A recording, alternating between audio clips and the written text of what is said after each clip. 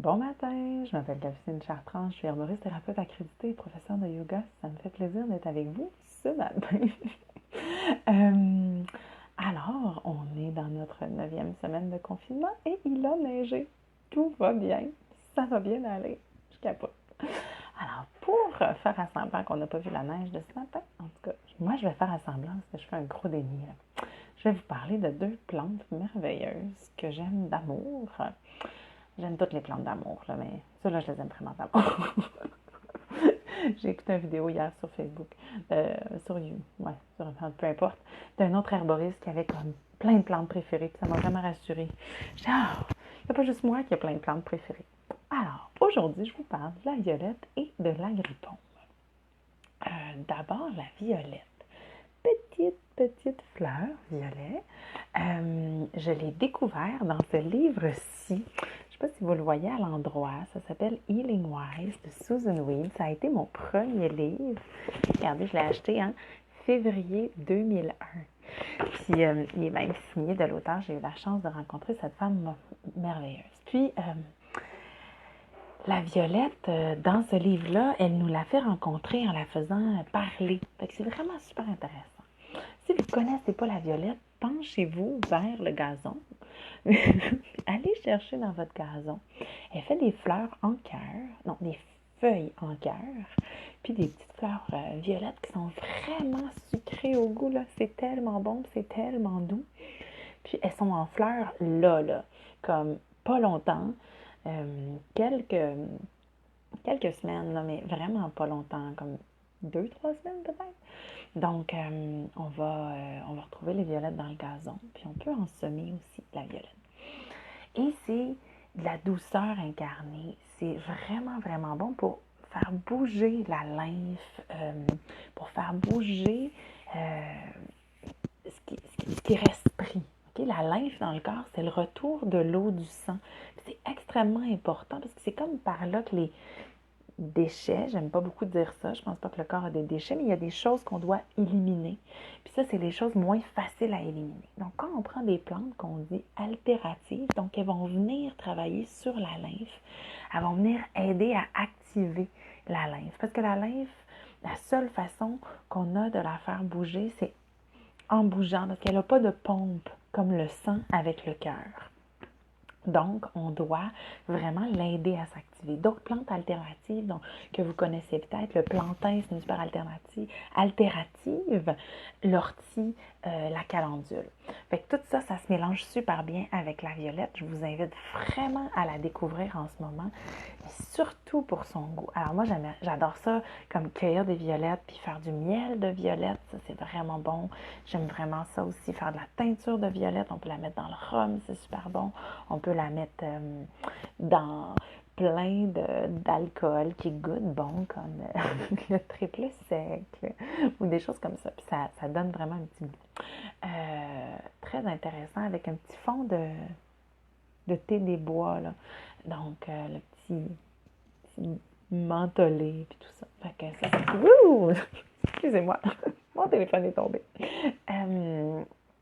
Donc, c'est ça. Un petit goût mentholé vraiment intéressant.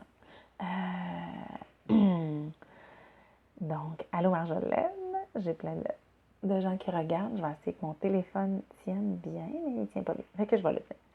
Donc, voilà.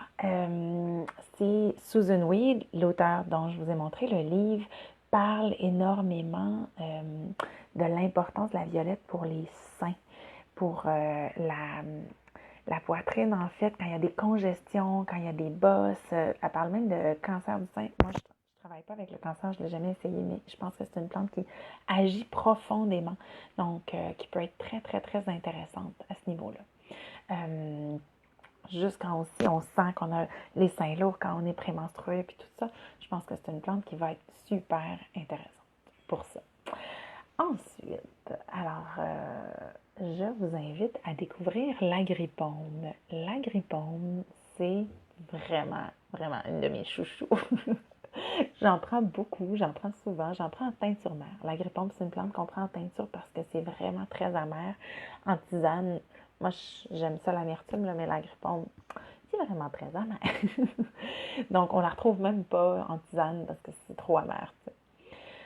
Mais en teinture, qu'est-ce qu'elle va faire, l'agrippaume? Ben, en fait, c'est quand on regarde la structure que ça nous inspire vraiment. L'agrippaume, elle donne de, du focus solide, droit.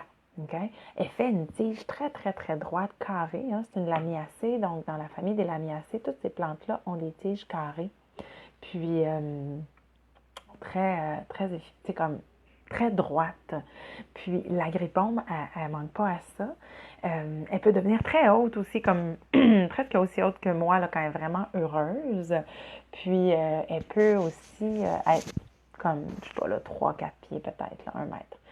Puis elle va faire des fleurs vraiment au cœur de la tige, puis elle va avoir des feuilles opposées. Puis on dit agrippaume parce que elle fait des feuilles qui ont comme 5 branches. Pas toutes les feuilles font ça, mais les feuilles de la base vont faire ça. Elle est déjà sortie, l'agrippaume, dans mon jardin. Je serais bien allée vous la montrer, là, mais il y a sûrement de la neige dessus ce matin. J'exagère un petit peu. Mais tout ça pour dire que l'agrippaume est vraiment intéressante pour se calmer les nerfs, se ramener dans le plancher, là, puis arrêter de croire au drama mental qu'on se raconte. Puis vous, moi, je suis vraiment bonne à ça. Fait que j'ai vraiment beaucoup d'expérience dans le drama mental. Fait que l'agrippaume m'a beaucoup aidé à juste faire « OK, calme-toi, reviens ici sur cette planète et tout va bien. Inspire, expire. » Moi, c'est vraiment ça qu'elle m'apprend. L'agrippaume, elle va aussi faire en sorte ça va calmer les palpitations cardiaques quand il y a vraiment, vraiment du stress. Elle va nous aider à garder le cœur en santé, mais garder l'utérus en santé aussi. C'est un tonique utérin, c'est une plante qu'on peut prendre pendant la grossesse, à la fin de la grossesse, pour l'accouchement, et c'est une extraordinaire plante pour l'allaitement. Donc, et en anglais, elle s'appelle Motherwort, hein, la maman qui soigne. Puis j'aime dire que l'agrippaume, c'est la mère parfaite pour toutes les mères.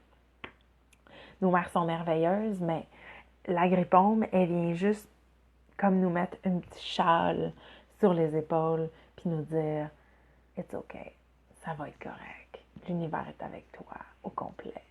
Fait que ça, j'aime ça, le feeling de ça. Puis, je trouve que pour celles qui veulent être des mamans, pour celles qui sont mamans, pour celles qui ont plus de maman, pour les grands-mamans, encore, excusez-moi, je reçois des textos pendant que je fais un Facebook Live, ça fait bouger mon téléphone. Et donc, c'est ça. L'agrippaume, c'est une super plante pour les femmes. Je l'utilise aussi pour les hommes, mais beaucoup moins. Les femmes réagissent extrêmement bien à l'agrippaume. Ça te calme un SPM sur un vrai temps. Donc, si le syndrome prémenstruel vous fait vivre des sensations extrêmes, comme les montagnes russes, choisissez l'agrippaume. 30 gouttes, 3 fois par jour, dans un peu d'eau. Allez méditer avec elle. Checker regardez des photos. Elle est vraiment inspirante. Puis, elle fait du bien. Donc, c'est une de mes chouchous. Puis, cet après-midi, donc, on est mardi après-midi à 4h20. Je vais être à la radio de CKRL à Québec, 89.1, puis je vais vous parler d'agrippaume pendant 15 minutes. Alors voilà, c'est ce dont j'avais envie de vous parler ce matin. C'est un petit moment que je n'avais pas parlé de plantes là, sur Facebook Live. J'espère que vous allez bien, j'espère que vous êtes en forme. Si vous avez besoin de vous calmer, les plantes sont là. Il y a plusieurs séances de yoga que j'ai fait sur ma page Facebook. Si vous allez dans l'onglet vidéo, vous pouvez les refaire. J'ai donné un cours aussi la semaine dernière qui s'appelle Paix en soi, qui est maintenant sur YouTube. Le début du cours, il manque la méditation du début, mais il y a toute je parle de la milice, entre autres, là, qui est vraiment bonne aussi pour le lâcher prise. Puis après ça, je fais une séance de yoga pour vraiment lâcher prise. Fait que ça fait vraiment du bien. Puis il va y avoir une série qui s'appelle Paix en soi qui commence mardi prochain. Donc on va méditer, on va parler de plantes, on va faire du yoga. Si ça vous intéresse, vous pouvez aller voir sur ma page Facebook dans l'onglet événements. Donc Paix en soi, la série en 4 soirs. Puis voilà. Donc j'ai très hâte de ressortir dehors avec vous, d'aller vous montrer toutes ces belles plantes-là dans le parc. Nous sommes patients et ça va être payant pour notre santé. Donc voilà, je vous souhaite une super belle journée. À très bientôt. Merci Nicole, bonne journée!